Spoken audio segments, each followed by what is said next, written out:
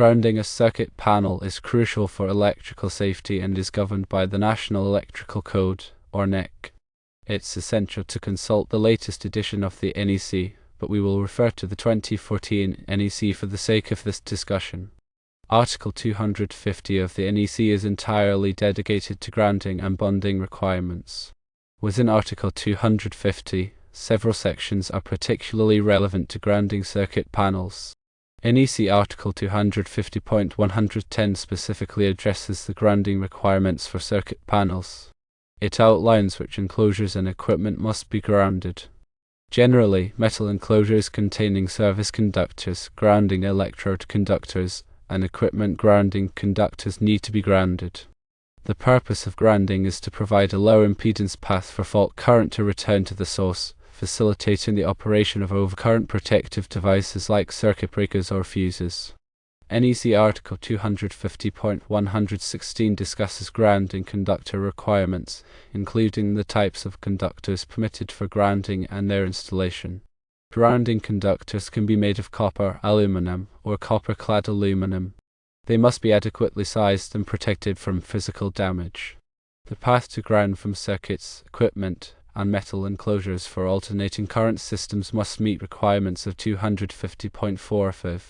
This means that the path must be permanent and electrically continuous, have the capacity to conduct safely any fault current likely to be imposed on it, and have sufficiently low impedance to limit the voltage to ground and to facilitate the operation of the circuit protective devices in the circuit.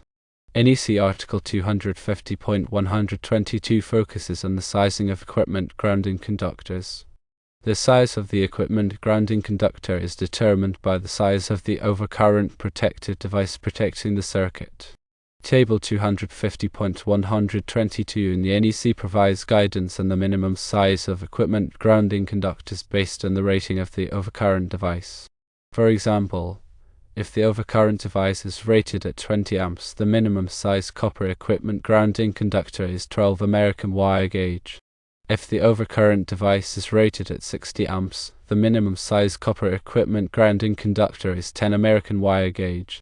For an overcurrent device rated at 100 amps, the minimum size copper equipment grounding conductor is 8 American wire gauge. If the overcurrent device is rated at 200 amps, the minimum size copper equipment grounding conductor is 6 American wire gauge. If the overcurrent device is rated at 400 amps, the minimum size copper equipment grounding conductor is 3 American wire gauge. If the overcurrent device is rated at 600 amps, the minimum size copper equipment grounding conductor is 1 American wire gauge. If the overcurrent device is rated at 800 amps, the minimum size copper equipment grounding conductor is 1/0 American wire gauge. If the overcurrent device is rated at 1000 amps, the minimum size copper equipment grounding conductor is 2/0 American wire gauge. If the overcurrent device is rated at 1200 amps, the minimum size copper equipment grounding conductor is 3/0 American wire gauge. If the overcurrent device is rated at 1600 amps, the minimum size copper equipment grounding conductor is 4/0 American wire gauge. If the overcurrent device is rated at 2000 amps, the minimum size copper equipment grounding conductor is 250 kcmil. If the overcurrent device is rated at 2500 amps, the minimum size copper equipment grounding conductor is 350 kcmil. If the overcurrent device is rated at 3000 amps, the minimum size copper equipment grounding conductor is 400 kcmil. If the overcurrent device is rated at 4000 amps, the minimum size copper equipment grounding conductor is 500 kcmil. Several other key concepts are important to understand. Firstly, the grounding electrode system provides a connection to the earth. This system typically consists of a ground rod, ground ring, metal underground water pipe, or concrete encased electrode. The grounding electrode system ensures that the electrical system is referenced to earth potential. Secondly, bonding is the connection of metal parts to create an electrically conductive path. Bonding helps to minimize voltage differences between metal parts, reducing the risk of electric shock. Bonding is essential for equipment grounding. Thirdly, the main bonding jumper connects the grounded conductor neutral to the equipment grounding conductor at the service equipment. This jumper provides a path for fault current to return to the source. Fourthly, a ground fault circuit interrupter, or GFCI, is a device that protects against electric shock by monitoring the current balance between the hot and neutral conductors. If a current imbalance is detected, the GFCI trips, interrupting the circuit and preventing electric shock. GFCIs are often required in areas where there is a high risk of electric shock, such as bathrooms, kitchens, and outdoor locations. It is important to distinguish between grounding and bonding. Grounding connects the electrical system to the earth, while bonding connects metal parts to create a conductive path. Both grounding and bonding are essential for electrical safety. Here are some additional points to consider. Always consult the latest edition of the NEC for the most up-to-date requirements.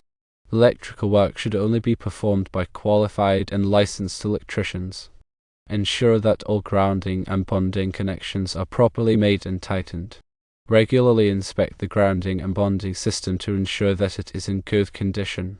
When working on electrical systems, always energize the circuit before working on it. Use appropriate personal protective equipment such as insulated gloves and safety glasses.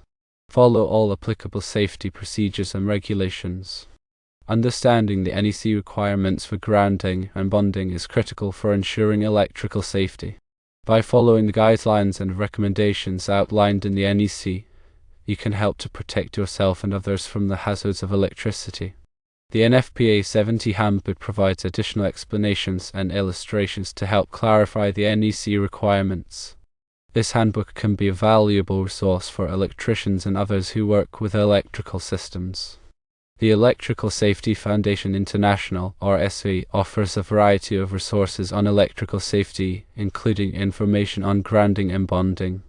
ESFI's website provides articles, videos, and other materials that can help you learn more about electrical safety. The International Association of Electrical Inspectors, or IE, is a professional organization for electrical inspectors.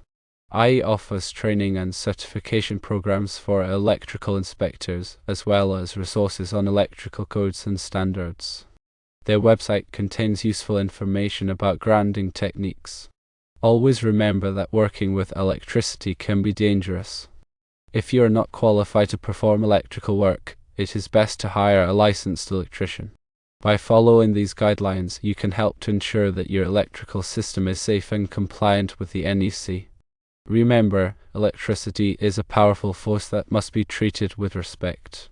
By taking the necessary precautions and following the applicable codes and standards, you can minimize the risk of electrical shock and fire. Always prioritize safety when working with electricity. Grounding electrode conductors must be sized according to NEC Table 250.66. This table specifies the minimum size of the grounding electrode conductor based on the size of the service entrance conductors. For example, if the service entrance conductors are 4/0 American wire gauge copper, the minimum size grounding electrode conductor is 2 American wire gauge copper. The grounding electrode conductor connects the service equipment to the grounding electrode system.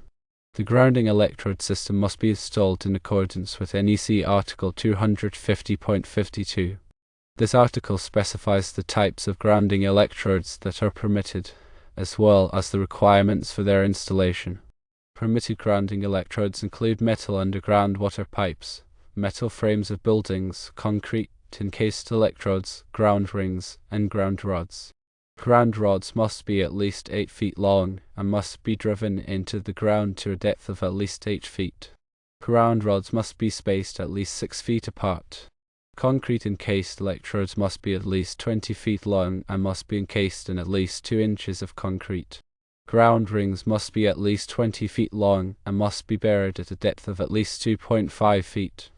Metal underground water pipes must be electrically continuous and must be in direct contact with the earth for at least 10 feet. The connection to the grounding electrode must be made with a listed connector. The connector must be suitable for the type of grounding electrode being used. The connection must be made in a manner that is permanent and reliable.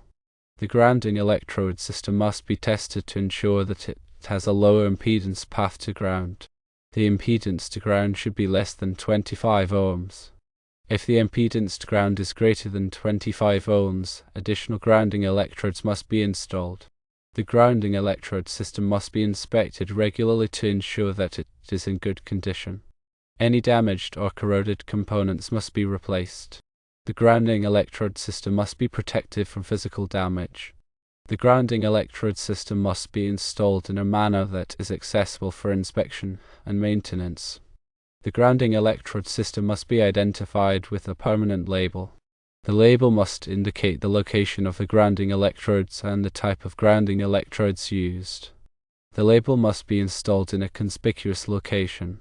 Understanding and following these requirements is crucial for ensuring the safety and effectiveness of the electrical system. Always consult with a qualified electrician or electrical inspector if you have any questions or concerns about grounding and bonding.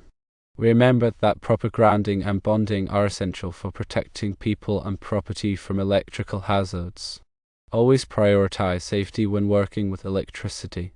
By following the guidelines and recommendations outlined in the NEC, you can help to create a safe and reliable electrical system. Ensure all connections are tight and corrosion-free. Use antioxidant compounds on aluminum connections to prevent corrosion. Properly support and protect grounding conductors to prevent damage. Regularly inspect grounding and bonding systems for any signs of deterioration. Address any issues promptly to maintain the integrity of the grounding system. Ensure that all equipment is properly listed and labeled for its intended use. Follow manufacturer's instructions for installation and maintenance. Keep accurate records of all electrical work performed, including grounding and bonding system installations. This information can be helpful for future inspections and maintenance. Communicate effectively with other trades involved in the project to ensure that grounding and bonding requirements are coordinated. Consider using supplemental grounding electrodes in areas with poor soil conductivity. This can help to improve the effectiveness of the grounding system. Ensure that all metal raceways and enclosures are properly grounded and bonded. This includes conduit, cable trays, and junction boxes. When using flexible metal conduit, ensure that it is properly grounded using a grounding bushing or other approved method. Avoid creating ground loops, which can cause unwanted current flow and interference. Use proper shielding techniques to minimize electromagnetic interference. When working with sensitive electronic equipment, consider using isolated grounding systems to prevent noise and interference. Consult with a qualified engineer or electrical designer for complex grounding and bonding systems. They can provide guidance on the best approach for your specific application. Stay up to date on the latest changes to the NEC and other relevant codes and standards. This will help you to ensure that your electrical system is always in compliance. Attend training courses and seminars to improve your knowledge and skills in electrical safety. This will help you to become a more competent and confident electrician. Share your knowledge and experience with others to promote electrical safety in the community. By working together, we can create a safer environment for everyone.